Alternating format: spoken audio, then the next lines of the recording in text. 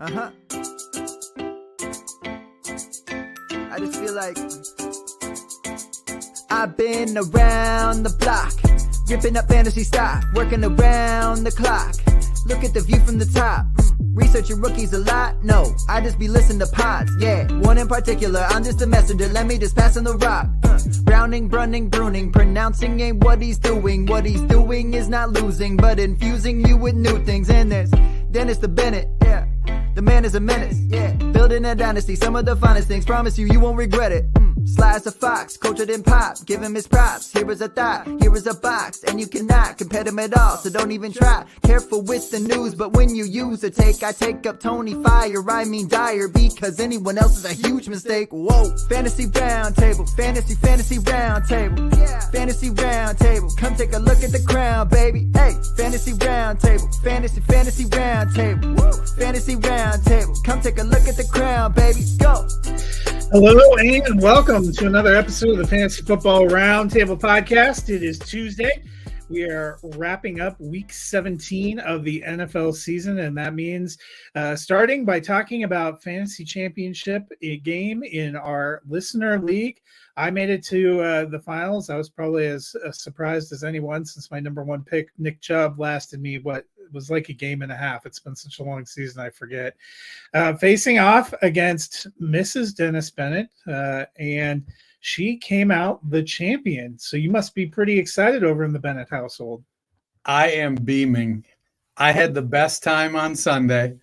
Well, we watched the games and watching her do the sweat, looking at the scores. She's like, DK Metcalf this. I forget who you had going in the late window, but she was watching it. And I had I had a running back. And then, of course, out of desperation, I started Jaron Hall. And about 2 minutes into that game, I was like, Joe Bluth, I've made a horrible mistake. Yeah.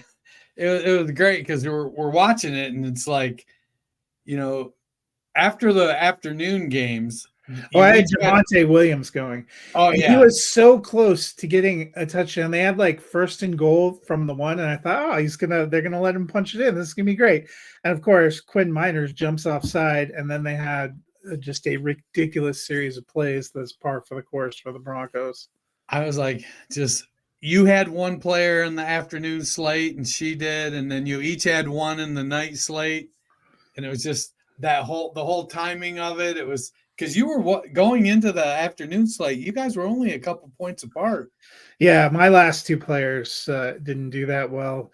Fortunately for us, it sounds like your wife, Jackie, will be with us on Friday, so it'll be interesting to hear about her experience throughout the season.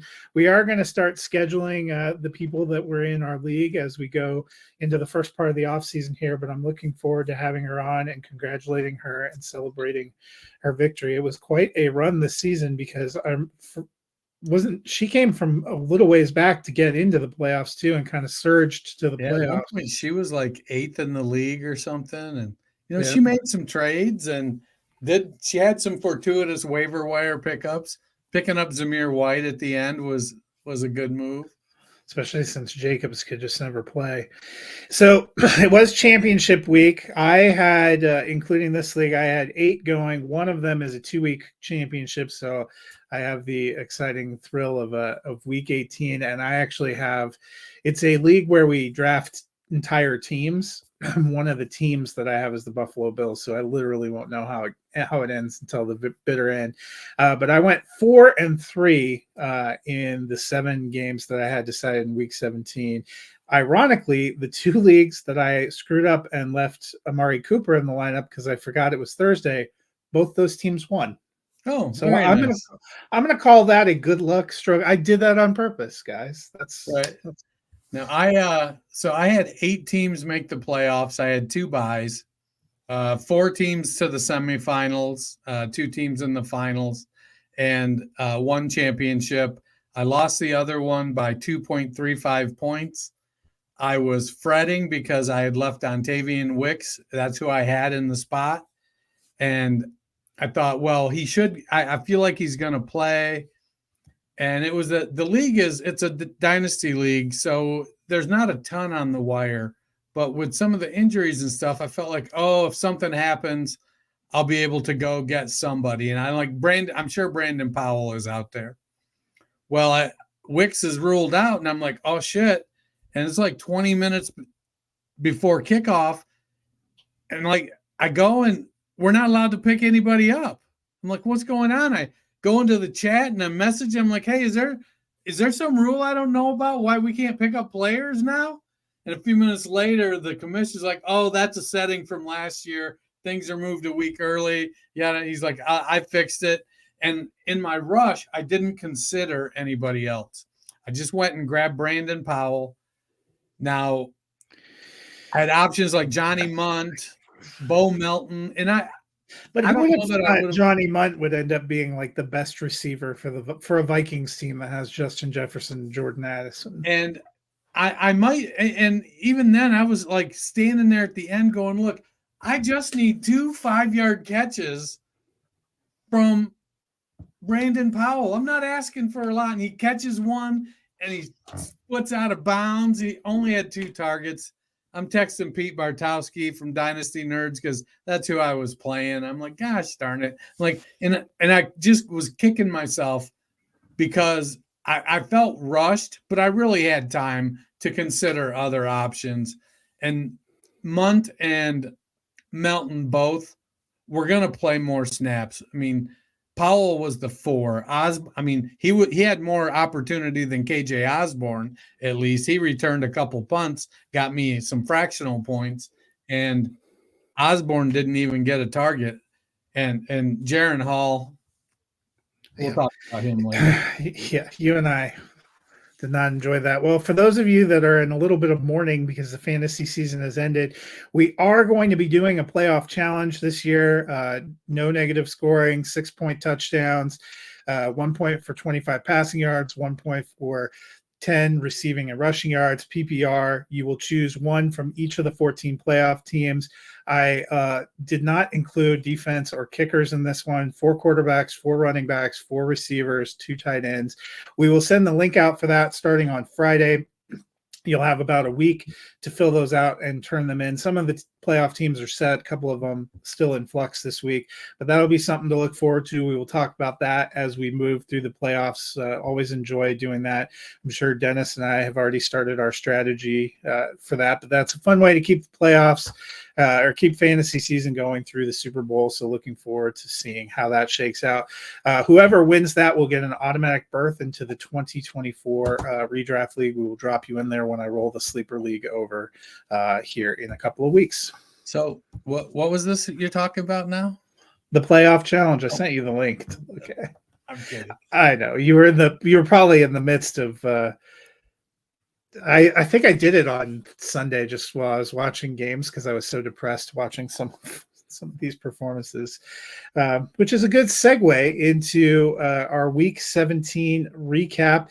Big week for the NFL. We saw a few teams punch their playoff ticket, a few other teams get punched or have their playoff hopes punched. And that started right on Saturday night as the Dallas Cowboys hosted the Detroit Lions.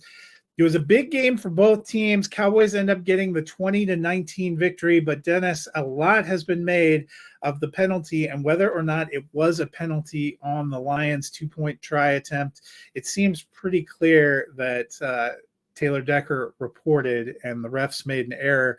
It also has come to light that they made an even larger error on the Dallas series before that would have basically allowed the Cowboys to run the clock out. So given that those kind of two things, one decidedly for Detroit, one decidedly against Detroit, how are you feeling about that loss for the Lions? So it's like Jerry Reed said in the old infamous song, she got the gold mine and I got the shaft. The Lions got had there. Now, I mean, like you got 3 linemen talking to you, and I get it. There's a lot going on. It's a high pressure job. And I think ultimately what came out from the refereeing crew was that the Lions also sent Penei Sewell over there just as a distraction, so to try to fool the Cowboys. And in the end, I guess they got themselves. I mean, they really fooled the officials who apparently can't read. Yeah, no shit. It was, I mean, because it was a beautiful play.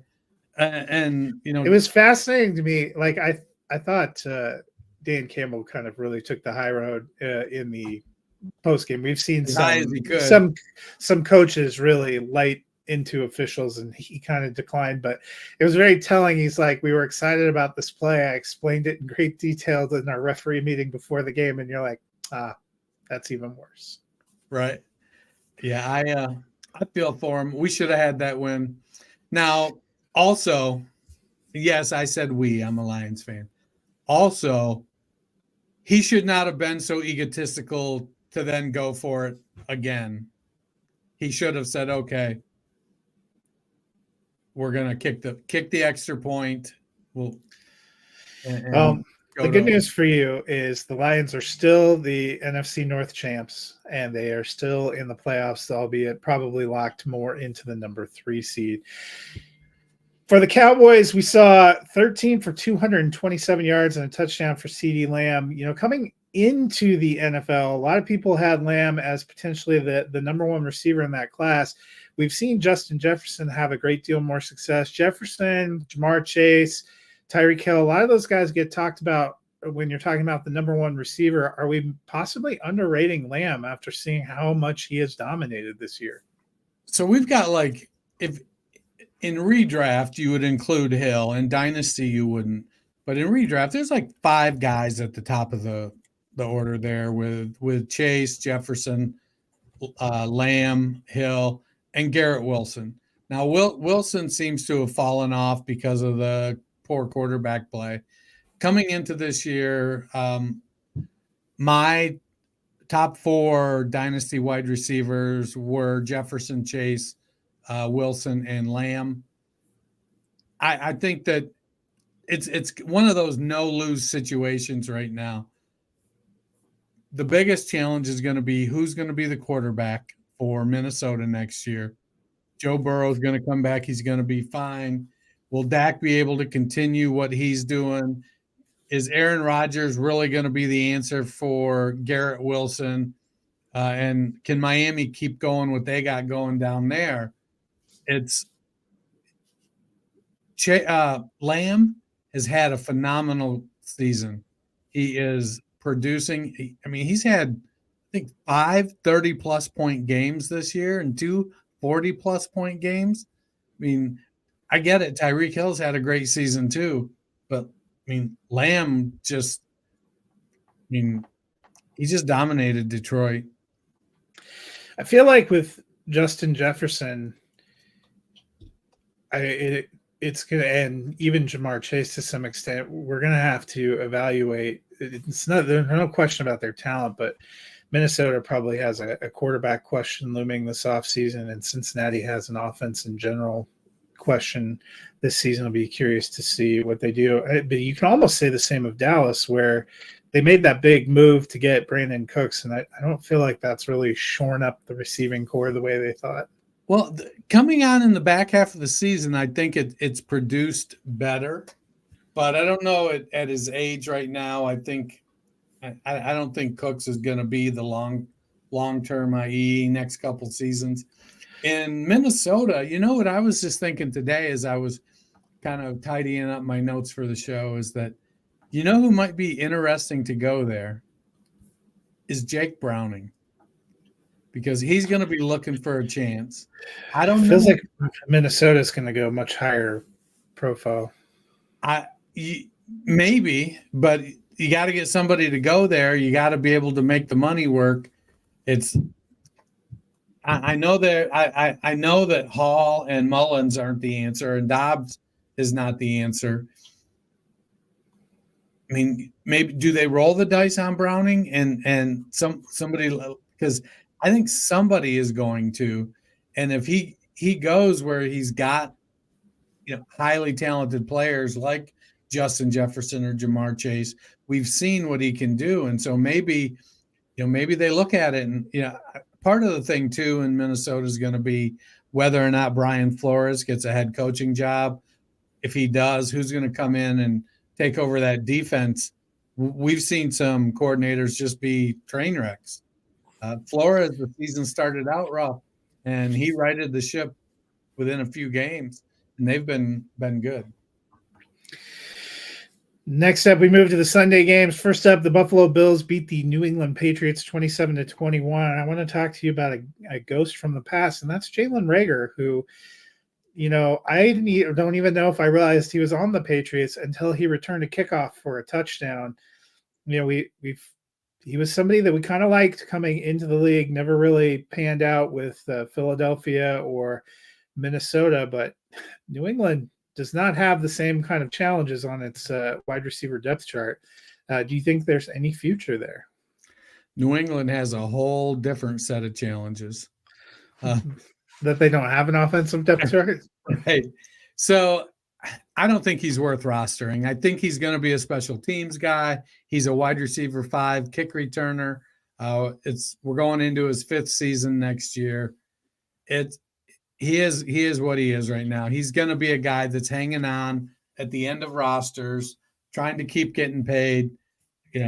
Maybe he's the next DeMarcus Lawrence. Probably not. Meanwhile, for the Bills, they get another win. They have a great shot at winning the AFC East if they get a win in Week 18, which we'll talk about on Friday. But in terms of fantasy, have they become kind of just a rough team for fantasy assets? I mean, the passing game has regressed. Allen is still great. He's getting, all the James Cook touchdowns, running them in. So his TD rate is the lowest since his second year in the league. He's got the highest interception rate since his rookie year. His rushing yards are actually down, but he does have a season high in rushing touchdowns. So, what he did, he threw the ball 30 times with only a 50% completion rate, only 200 yards. He did have an interception. The guys who you want to get the targets are getting the targets. But, I mean, Diggs had 7, Kincaid had 7. They just didn't convert very well. Kincaid had a decent day with 87 yards. But Stephon Diggs, it's been rough in those streets. 10 straight. I liked him. It was one of those, man, he's due. He's got to – it's, we know who he is and how good he is. Just didn't, Well, I mean, like you said, Allen makes your day in fantasy because he had 2 rushing touchdowns and 40-something yards. He only had 169 yards passing, and 51 of it came on one late throw to Dalton Kincaid. So it was not as somebody who rosters a lot of Josh Allen, it was an okay fantasy day, but it was a weird fantasy watch. Meanwhile, the Atlanta Falcons head to play the Chicago Bears. Bears just beat the crap out of them, 37-17. Even though Taylor Heineke is our man for the rest of the season, we saw Desmond Ridder again. Just gotta love Arthur Smith. Came right in through an INT. He's not completely out of the playoff race yet, but barring a miraculous playoff berth, do you think this is it for him in Atlanta? God, I hope so. I mean, the owner was very tepid at best.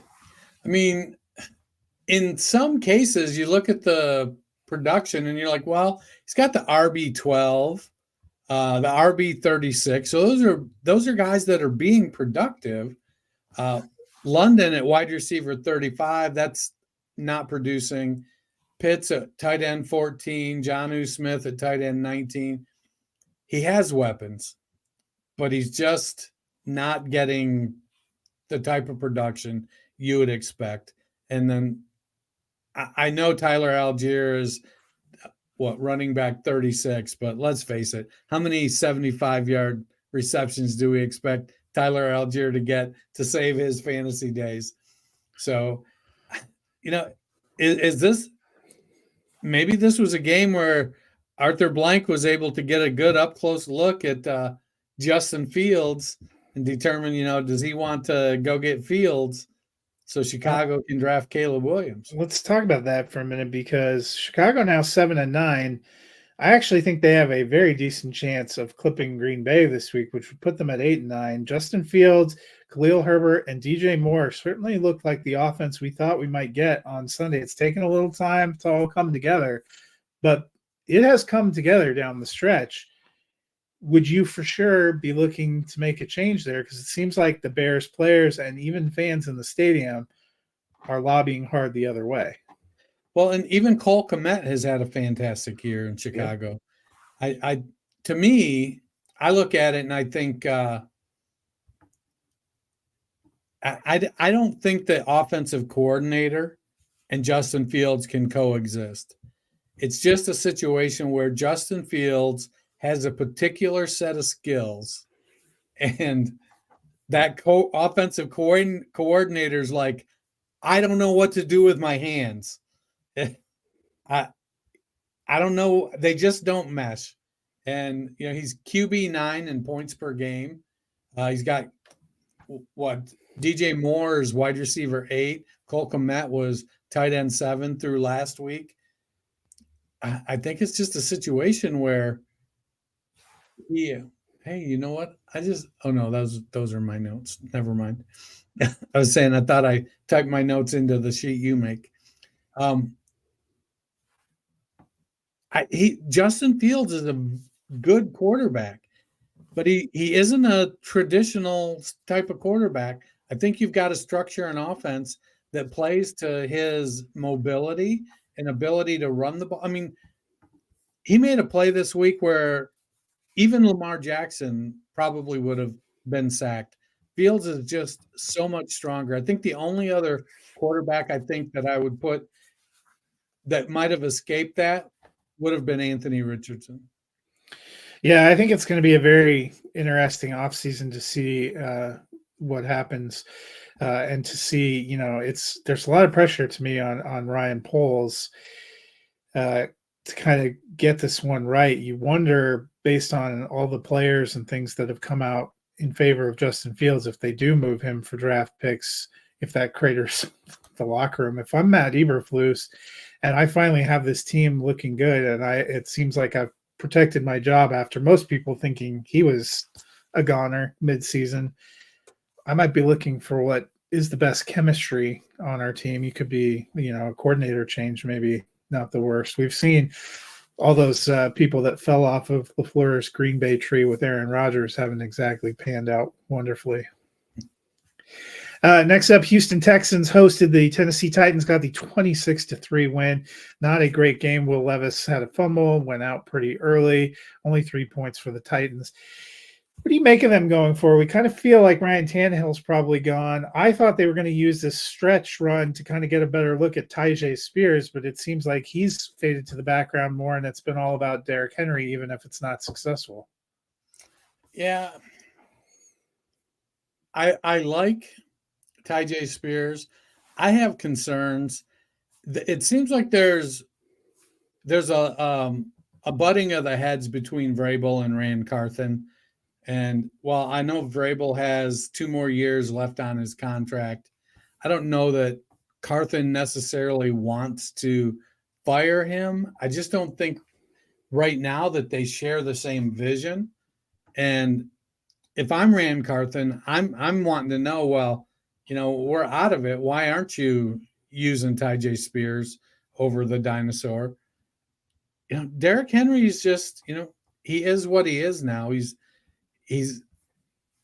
can get games scripted out. When a couple of years ago, he was, older traditional type of grinded out back, but he was good enough that he could dominate the time of possession and keep drives alive, and he could dictate the game script. He's not that good anymore. He's 29 years old, and he's taken a lot of hits. God bless the guy, but I think there's going to be some changes. I think there'll be a veteran come in to pair with Willis that's not Ryan Tannehill. I don't know why he's fallen off to a pretty low point. He can't seem to get anything done anymore. Yeah, it'll be interesting to see. I could imagine Tannehill, Henry, and DeAndre Hopkins all kind of being gone this offseason as the Titans, they're basically at a point they're already last in their division. They might as well kind of Clean house. rebuild and Yeah. clean house. Meanwhile, the Texans now 9-7. They have a kind of win and you're in playoff like game in Week 18 with the Colts. CJ Stroud came back, looked great, returning after 2 games out with a concussion. Do you think he's still your pick for Rookie of the Year? I think so. Gosh, who else is in contention? Who would you say? I mean, you could make a case for Jahmyr Gibbs, Puka Nacua.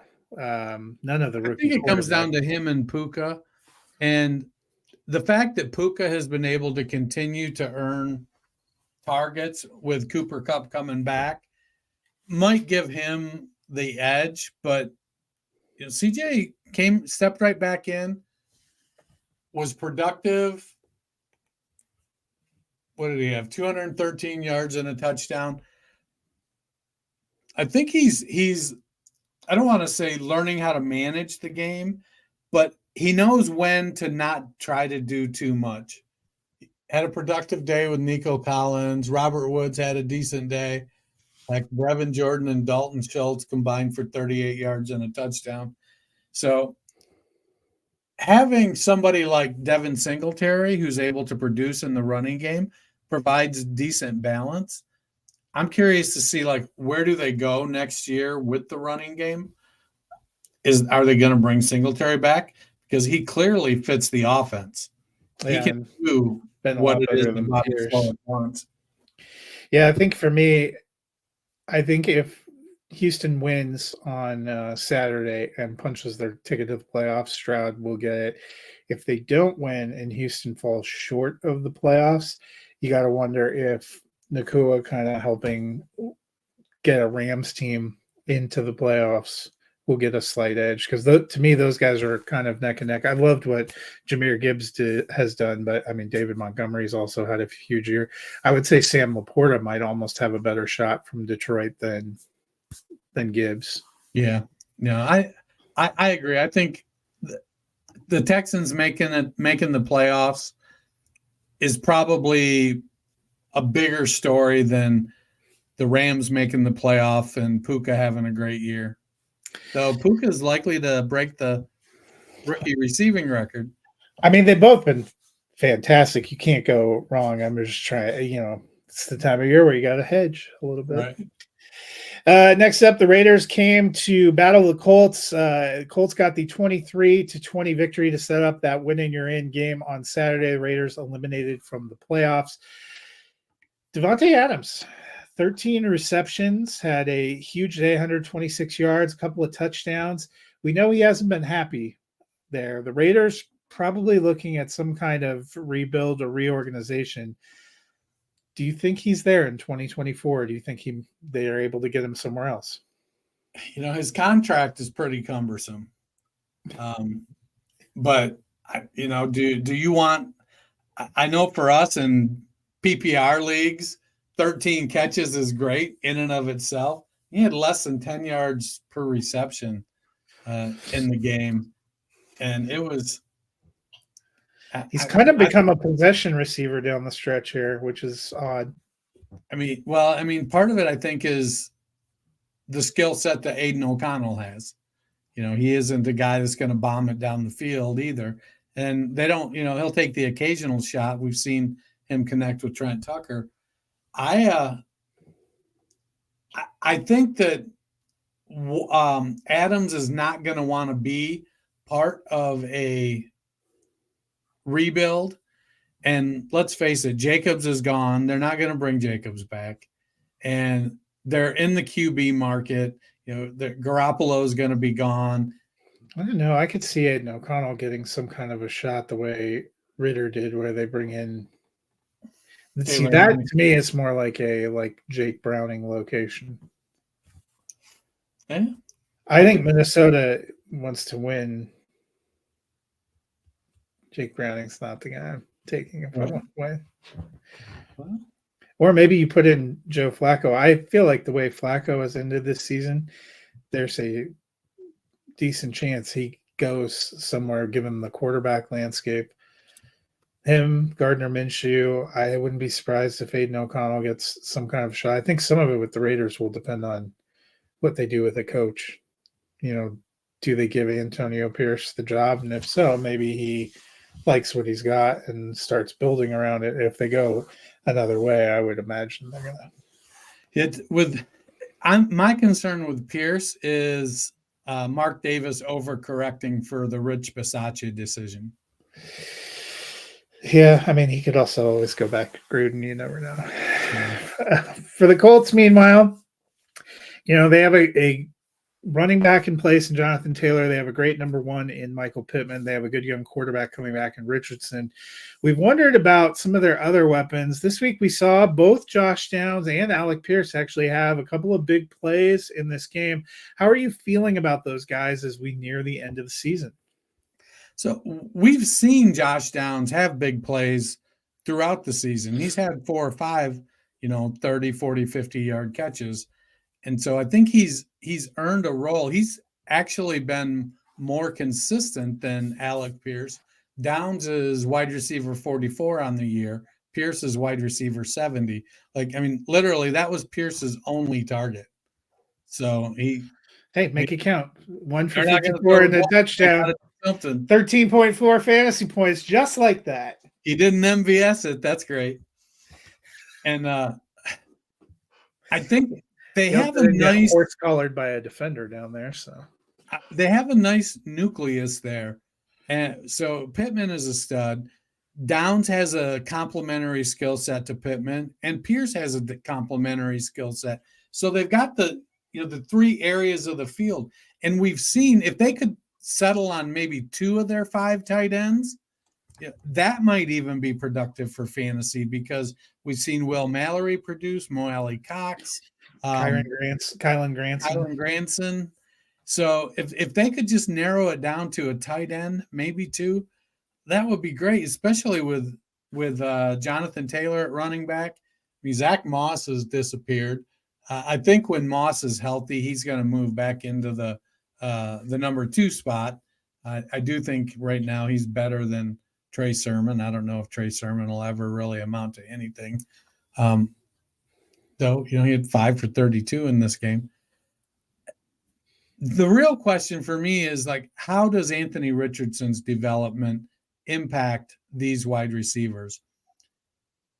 When Richardson first won the job, I thought Alec Pierce would benefit from it because Richardson's got a big arm. He can withstand pressure and get the ball downfield. And Pierce and Richardson did not have a connection. Strangely enough, Pierce had a decent connection with Josh Downs. So when Richardson gets back, I think these are going to be the top 3 guys going into next year. I still want Pittman. The other 2, I think, are a roll of the dice. Probably a wide receiver 3, 4 maybe for Downs, and a 5-6 for Pierce. Pierce is going to be that. We're going to talk about Pierce all offseason as a better for best ball guy. Next up, the Rams travel to play the Giants, got the 26-25 victory. The Rams are now officially in the playoffs. How dangerous are they as a playoff team? They are very dangerous. You got Kyren Williams, Cooper Kupp, and Puka Nacua. And then freaking Demarcus Robinson out of nowhere. So Kyron's the RB5 on the year. Kupp, he's been wide receiver 19 since he came back in week 5. And Puka's wide receiver 5 on the year. So they're producing numbers. Matthew Stafford is healthy, and that's really been the biggest thing for them. Last year, their issue was just Stafford just wasn't healthy. I know they didn't have Puka and they didn't have Kyren last year, but they had players that could have maybe produced a little better year. Not that they had early draft picks to be able to improve the team last year, but we've seen what the Rams can do. They have a philosophy. It's crazy to think that McVay has been there 8 years now. And I like the nucleus. Mike, it's going to be wild to watch the Kyren Williams talk this offseason. Because, if you look at it right now, he's in running back heavy drafts. He may be somebody going around the 1-2 turn. Yeah. I mean, he's been pretty great. but he's still only a 200-pound running back. We shall see. Meanwhile, for the Giants, wide receiver has not been a great position for them the last couple of years. They haven't had incredible quarterback play either. But, Darius Slayton, he made some plays at the end of last year, and he's seemingly making some plays again. Had 100 yards and a touchdown on Sunday. Has 45 for 708 and 3 touchdowns on the season. How do you feel about him going into next year? I love me some Darius Slayton Bay. And, he's not quite as fast as Hayward Bay was. His hands are slightly better, but he has a very specific role. And he's tracking to have a typical Darius Slayton season. 750 yards, 65 catches. If he could just take another step, he's going into his 6th year next year. And I'm not expecting a Brandon Lloyd type of breakout. I think if we were going to get something more out of him, we'd have already gotten it. But they have had quarterback issues, and he's had health issues. He's got 1 more year left on a very affordable contract, so I don't think he's going anywhere. It'll be interesting to see, when Daniel Jones is healthy next year, and if Saquon Barkley can, get back to a little bit better than he was this year, what do they do? Waller. I'm not sure they bring Barkley back because he's on that 1-year deal. It was that's like right. Pulling teeth to get him this year.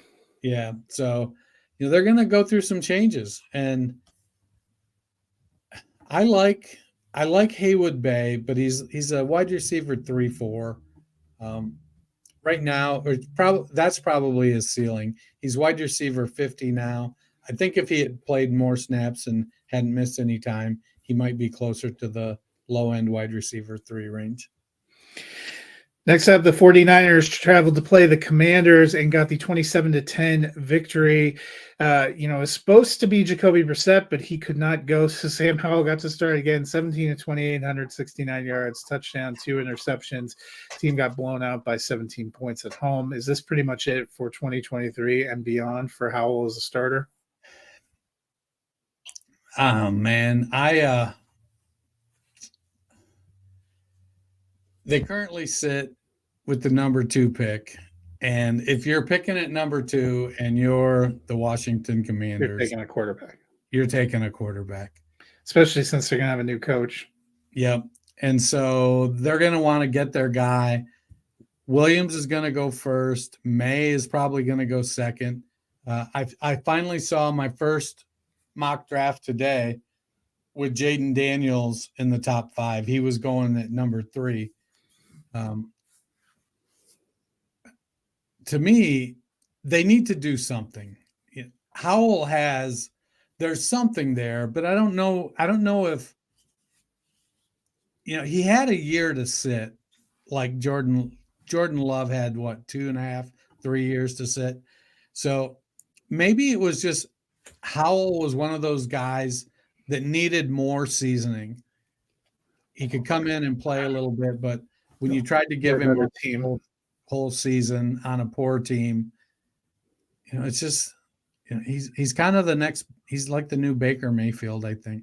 I don't even know if I think he's that good. I see him stay in the league, as a backup. I don't think he has a starting slot in, and they may just keep him.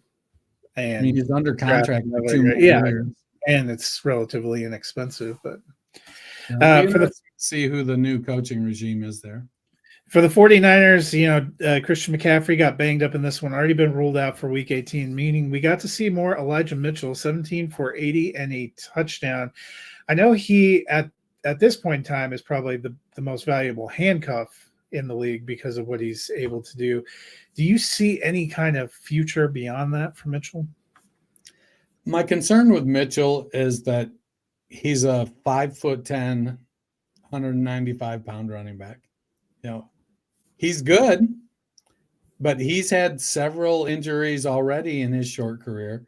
He isn't a guy that you can consistently give 17 carries to. They didn't target him at all in the receiving game. I think he's one of those guys. Like if Mitchell was your starter, you're going to have a backup that takes 40%, 50% of the work as well. He's not somebody you're going to rely on for 20, 25 touches a week because he just can't hold up to it. Now, I said that about Kyren Williams, and he's been phenomenal, but he's also missed 4 games this year. So I think Mitchell getting a starting role somewhere, I could see him be every bit as effective as Kyren Williams, but I think you're going to have all of those same concerns about missing time with injuries. Next up, the New Orleans Saints traveled to play the Tampa Bay Buccaneers, got the 23-13 victory. It was a nice day for Derek Carr. How important was it to see him out there slinging it? I mean, he didn't breach 200 yards passing. He threw 32 times. Yeah, it's good. He had a nice completion percentage, didn't throw any interceptions, so he had an efficient game. He's QB 18 on the year. He was QB 17 last week, so I'm not like you finally got your boy Juwan Johnson involved. He did. If only I had started him. No one was starting him. That was the trick. Yeah. Look, I almost had him in over Dontavian Wicks, and I changed at the last minute and kept Wicks in, and then I had to go pick up Brandon Powell. I've been through that. I'm mad. If I'd have just kept Juwan Johnson in, yeah, I'd have won. Basically, what I take away from the Saints is whichever Saint you decide to start is not the one that will see the ball. Right. For the Buccaneers, it was not a great game. They made a little bit of a surge late. Baker ends up looking like he has nice numbers with over 300 yards and 2 touchdowns. Through 2 interceptions, they struggled with turnovers, kind of got blown out at home. Is this a little bit of a setback for Mayfield? It seemed like he was a pretty good lock to get a job next year. I mean, it depends on what your expectations of Baker Mayfield are if it's a setback. To win at home against the Saints. Tampa's in a win and they're in situation. So if they make the playoffs, then they're going to be more inclined to keep Baker. I mean, Baker's played well enough for Todd Bowles to keep his job. I don't know if that's a good thing or not. But for Baker, the challenge for Baker is going to be he's going to want money like he's a top half of the league quarterback and security like he's a top half of the league quarterback. And he's just not. He's a 1 to 2 year, reasonably priced quarterback. He's going to probably lose Mike Evans this year. I don't know that Chris Godwin is somebody that's going to be able to step up and be the one. Though, who's that other cat? Trey Palmer had a good game this week. I know he's somebody that the dynasty community liked as a sleeper. There's just going to be some challenges. And so it feels like if he gets them into the playoffs, that there'll be a lot of goodwill. Rachaad White's still going to be there, and they'll end up making it work. Will it work long term? I don't know with Todd Bowles as the coach that any quarterback is going to make it work long term. Next up, the Cardinals traveled to play the Eagles and got the 35-31 victory. How are you feeling about Kyler Murray now going into next year? He had 232 yards and 3 touchdowns there, helping to beat the Eagles. Yeah, he had a good game. He rushed for 24 yards as well. I mean, James Conner dominated, almost like he's healthy. Michael Carter had a good game. Strangely enough, Emari Demercado was the odd man out. Kyler gets the job done, but he can be inconsistent. He's QB 13 since he came back in week 10. So he's a streamer level quarterback, and you hope to get a game like this. The fact of the matter is that the Eagles' defense is bad. They went from being good to being bad, and we saw it with James Conner. So the Eagles, they've lost 4 or 5. they've committed only the defense has only gotten 9 turnovers in the last 4 games. That seems high. I think I'm on a maybe the Eagles have had 9 turnovers. That makes more sense. 4 games. They've only the defense. The first 9 games of the season gave up an average of 66 yards per game, not to the starter, but per game on the ground. Since then, they've given up 150 yards per game to the running game, almost 100 yards more. So they're not great at defending the pass with the defensive backs, and they're not great at stopping the run. So the Eagles are kind of in a tough situation where they used to say, well, Jalen Hurts, A.J. Brown will bail us out. They're just not able to get it done right now. Next up, we had the Jaguars kind of had their backs against the wall hosting the Panthers, got the 26-0 victory. Not really much to say about the 2-14 Panthers, who just continue to look inept on offense. But Travis Etienne for the Jaguars, he had some rough games. We talked about his little bit of a down stretch, 16 for 102, a couple of touchdowns, seemed to spring back to life. Probably important for the Jaguars, but was that an encouraging sign for you too? So it was a get-right game for a running back that needed to get right. So he was RB6 this week. He was RB2 weeks 1 through 8 and RB23 weeks 10 through 16. So things just haven't been clicking. Is it good that they got on track? Yes. But let's not get all twisted. It was against Carolina, who's just not a good team on offense or defense. I think losing Christian Kirk hampered the Jags. They didn't have Trevor Lawrence because he's got a shoulder injury. And there's talk that he may play this week. I think they're still fighting for a they have to win to get in. Yeah. So I get it. Lawrence wants to play. He wants to get his team to the playoffs. But he hasn't played terrific. So they are playing I think they played Tennessee. So for Travis Etienne, I think it's great. And maybe it gets him on track for next week and helps him get a win. Next up, the battle for the number 1 seed in the AFC was a lot more lopsided than expected. The Dolphins traveled to play the Ravens. Ravens got the 56-19 victory. Dennis, the Dolphins now have a very high-pressure game in Week 18. If they lose, they fall all the way down to the 6th seed. Are they, they're beaten up. Mostert missed this game. Waddle, still a little bit of an injury. Tyreek Hill hasn't looked right. Are they kind of having some struggles here at the wrong time? Yeah, you never want to have your bad games at the end of the season when you're fighting for seeding. But in reality, I think some days you just have games like that. And when you're playing against a team like the Ravens that is clicking on all cylinders, it can get sideways quick. Tua threw 2 interceptions. Gus Edwards looked great on the ground. Lamar threw 5 touchdown passes. Isaiah Likely, I think he's the new owner of the Dolphins. Yeah, that was a good game.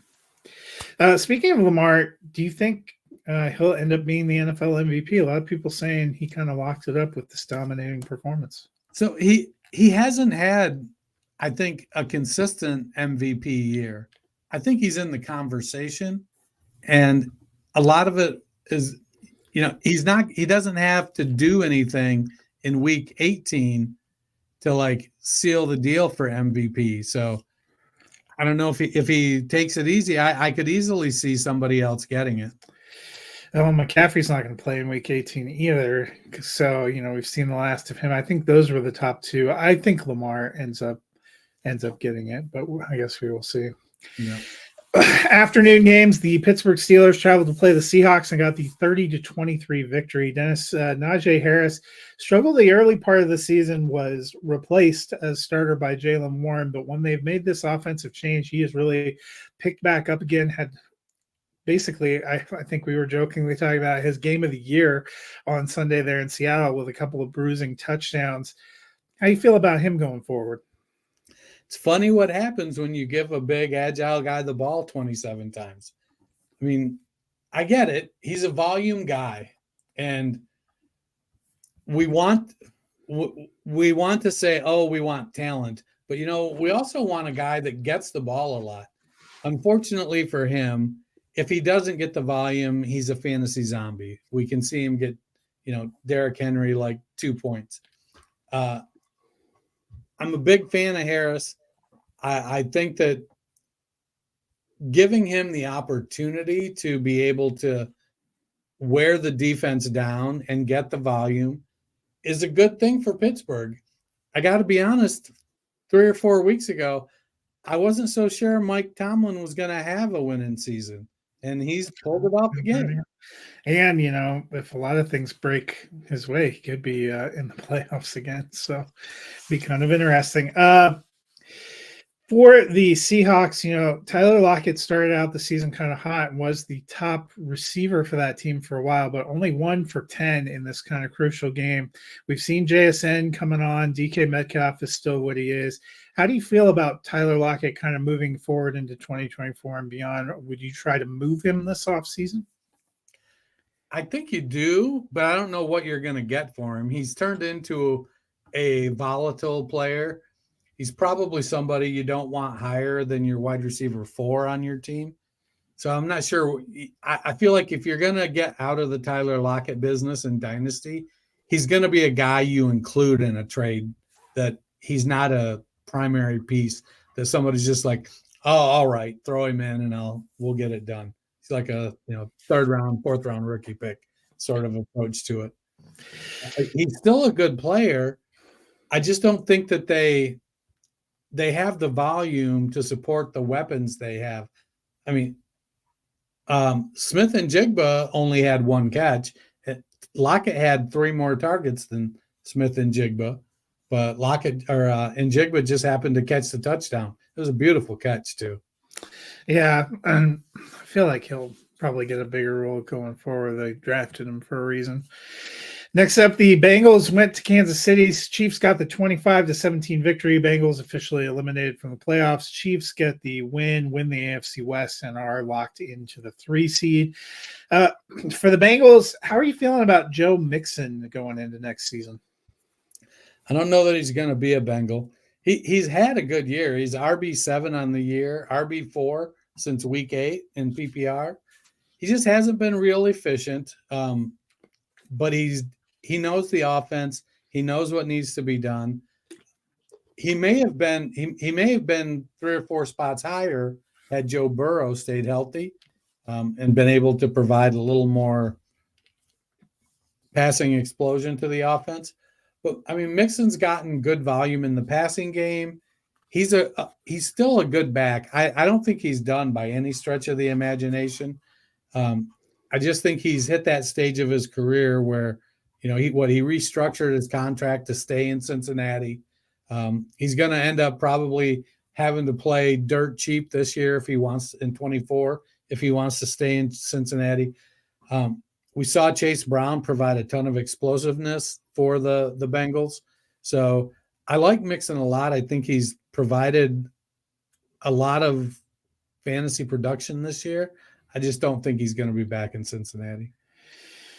Let's talk about long-term future for another big name, and that's Travis Kelce for the Chiefs. Kelce has not had a 100-yard receiving game since week 6, and he has only had 1 touchdown since week 6 in a pretty important week 17 game. He only had 3 for 16. How are you feeling about him long-term? It feels like he's getting old. I mean, he's only tight end 2 on the year, so. He had some huge games early. It just hasn't been lately. It feels like he may be playing through some undisclosed injuries that we're not necessarily aware of. He doesn't look as athletic or agile that he has in the past. So maybe it's just a down year because he's banged up. He's still tight end 2, tight end 6 since the bye week. After being tight end 1 to begin the year. So, unless I'm competing and I have a top 3 team, he's not a guy I'm going to go out and get. And if I do go out and get him, I think I'm going to want to make sure I have a startable tight end behind him. Yeah, it's going to be very interesting to see, when we start making updated dynasty rankings where he ends up. And I mean, there's even been some rumors that he might look to retire after this year. So definitely something to watch. I'd go support my woman if I were him. The final afternoon game was a dreadful affair as the Los Angeles Chargers went to battle the Denver Broncos. Broncos got a 16-9 victory and were subsequently eliminated from the playoffs. It's the most Broncos thing to happen all year. For the Chargers, a team missing Keenan Allen, Mike Williams, and Josh Palmer, and Quentin Johnson still fourth on the team in targets and fourth on the team in receptions in this game with 3 for 29. How are you feeling about him going forward? He hasn't had a great rookie year. And when a receiver is drafted as high as he is and performs like he did this year, historically, the results are not great. So I have a couple shares of him. I'm holding him. I'm not going out and actively trying to get him on my teams. I'm willing to wait. I know that, Justin Herbert's been out. They're going to go through some changes this offseason. Ultimately, they weren't using him based on his college skill set. They tried to use him like Mike Evans because they both happen to be built the same. Or not Mike Evans, Mike Williams. But Johnson, that's just not his game. He's a run after the catch guy, not a jump up and out muscle people type of player. So I'm willing to hold and see. And if I start to hear positive things, I don't know that Josh Palmer is going to be back. He's 26 now, 27. Jalen Guyton will be gone. Alex Erickson is he's a end of the roster clogger. Keenan Allen, who knows what's going to go on with him? He's 33, 32. So he's getting up there. He's starting to get injured again, like he did. I mean, who knows if Kellen Moore's going to be there, or what they're even going to do. Yeah, Kellen, no one's stock has fallen more the last 2 seasons than Kellen Moore, who looked like he was a lock for being a great head coach and a genius offensive mind after that 2021 Cowboys season. And then last year was pretty middling, ends up falling on the sword for Mike McCarthy, goes to the Chargers where he's supposed to be loaded with weapons and be great. And their offense has been mid at best. Yeah, him and Byron Leftwich should probably start a support group. Probably. For the Broncos, a lot was made that this could be Jarrett Stidham's audition for getting the job going forward. God, I hope not. 20 of 32, 224 yards, a touchdown. That touchdown was more about little Jordan Humphrey making the entire Chargers defense miss than anything Stidham did. But how did you feel about this audition? Honestly, I thought the Raiders would re-sign him and let him compete with Garoppolo going into this year. Because he started the last couple of games last year and he looked good in Las Vegas. So I was surprised when he didn't go back to Las Vegas. I think Stidham, he's a career backup type of guy that maybe he can develop into a bridge starter. He's been around the league now for 4 years, 5 years. So he knows how to be an NFL quarterback. Can he now, with that knowledge of how to be an NFL quarterback, make his limited skill set work well enough to be a starter? If they make him the starter, I think that's the last that we need to have Sean Payton check for Alzheimer's. The Sunday night football game saw the Green Bay Packers and the Minnesota Vikings in a very important game for both playoff hopes. But only one team showed up, and that was the Packers, who got the 33-10 win. That victory gives them a win and you're in scenario at home against the Chicago Bears in Week 18. Stop me if you've heard this scenario for a Packers team trying to make the playoffs before. Can they turn around the luck they didn't have last year against a very hot Bears team? Maybe.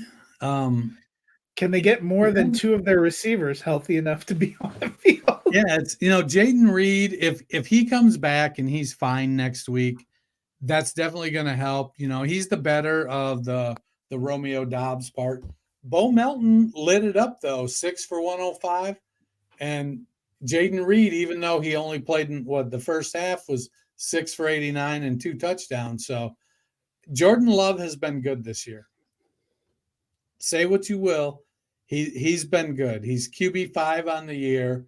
He is taking this young group of receivers, and they're starting to gel. I don't know if Christian Watson will ever consistently be healthy enough to be a thing. There's just something with his, glass hamstrings. Which they said that's their top priority in the offseason, figuring out why he has consistent hamstring problems. But I mean, how do you even go about figuring that out? Yeah, it's crazy. Now, they had guys step up though. Malik Heath has flashed a little bit. Bo Melton has been in the league a couple years now, and I think and Dontavian Wicks, who was out this game. Put them on the field with Reed and Doubs, and you've got a competent wide receiver core. Maybe not a star to the Justin Jefferson level, but you've got guys that are good. And then they've got 2 good tight ends in Kraft and Musgrave when he gets back. They're going to have to figure out their running back situation. I think Jones has 1 more year on his deal. I think Dillon will be gone. He's a free agent. They need some better offensive linemen. They're just getting old. They need to replenish the O-line. So it helped them this week that they got to go the first half against Jaron Hall, and it didn't hurt that they got to go the second half against Nick Mullins. So speaking of the Vikings, they were very hot in the middle of the season, and they seemed like they were really tracking toward the playoffs. Down the stretch here, they have played quarterback roulette, going from Dobbs to then Mullins to Jaron Hall. Now, I feel it was a mistake to start Jaron Hall for my fantasy team. Do you think it was the right move for the Vikings? Based on how he played before he got injured in the first game, clearly in hindsight, yes, it was. But he didn't look overwhelmed in his first start a few weeks ago. He was 5 of 6 with 78 yards. Showed the ability to go downfield with the ball a little bit. It just, he wasn't, he's a developmental prospect. And sometimes in a small sample size, we will get the impression, if I can give this person a bigger shot right now. I think that's what happened, because what Mullins is, what Dobbs is, and you look at both of them and you go, what? These 2 guys aren't the long-term solution. Let's see what we got here with this rookie. And even if they play not great, you can still see how they handle the stressful situation. Jaron Hall just did not handle it well. He seemed wholly unprepared. Yeah, and probably the end there for the Vikings. I think they said they were technically still alive, but I said before it was the loser leaves the playoff race, and they're playing Detroit. I think Detroit's going to want to go in on a high note.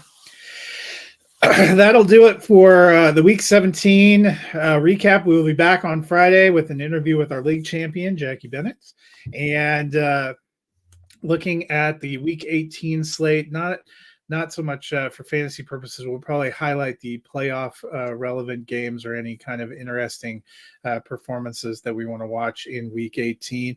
But hopefully you guys will have a great middle part of the week. Remember, no Thursday night game this week and no Monday night game. There will be 2 Saturday and 14 on Sunday, which we will talk about on Friday. But Dennis, if the people have 2 long, lonely days, how can they fill them? Well, before they go and subscribe to our podcast, go out to the Xbox, the X machine there, and seek out Bob Harris's profile. Football Diehards is his at. So at Football Diehards. His longtime business partner Emil Kadlec, whom we used to work with when we were on a full-time fantasy network way back years ago. Emil has been diagnosed with stage 4 pancreatic cancer. Bob has started a GoFundMe. If you can give a little, give a little. If you can't, share it. Emil has done a lot. He's been a pioneer and an innovator in the fantasy football industry. He founded the high stakes type of leagues, the original World Championship of Fantasy Football. He started the best ball drafting with Draft Masters, Football Diehards, Fantasy Sports Publications. They gave me the opportunity to go to my local store and grab a fantasy football magazine off the shelf and see an article that I wrote in a magazine in stores in my town. It was an amazing feeling. They got me opportunities to go on Sirius XM and talk fantasy football. If you can help support even a little bit, hit the GoFundMe, do what you can and help this fine gentleman. And then once you're done with that, go to your favorite podcast platform, find the Fantasy Football Roundtable podcast, hit that subscribe button, that like button, leave us a rating, leave us a review. We're great. Like if you're like trying to, I need a nap, I need something to keep me distracted so I can fall asleep, we're fantastic for that. Well, that'll do it for tonight. Remember, we have the playoff challenge that'll be coming up. I will touch on that again Friday, and then you can look for the link to start getting blasted out on Friday to give you something to scout for and plan for this weekend, even if your fantasy championship game is over. Until then, you guys have a wonderful week.